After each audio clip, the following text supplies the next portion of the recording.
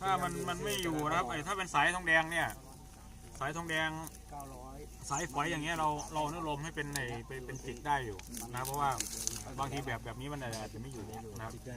เนี่ยอยู่แล้วครับนะครับอย่าลืมดึงเช็คด้วย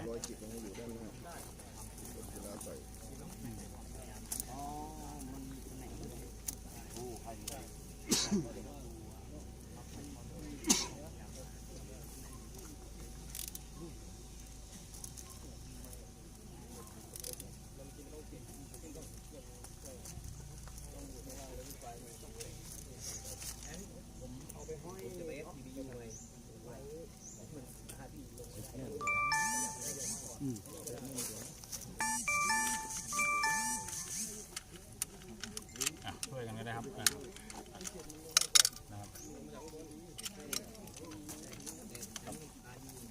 ส่วนฝั่งนี้โชว์ฝั่งนี้เอาฝั่งนั้นก่อนแล้วกัน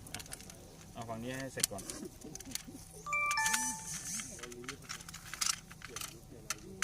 ทันให้มันเรียบร้อยไปเลยครับ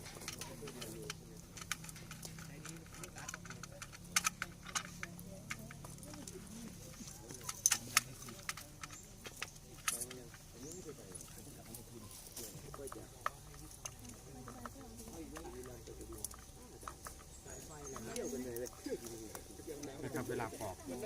พยายามจิกเข้าไปลึกนะครับพอดีถ้ามันไปโดนสายไฟตรงนี้พอเวลาเราขันมีดนะครับเนี่ยครับอาการผมเคยเจอมากเลยครับเพราะว่าเราปาดลึกบางครั้งเราปาด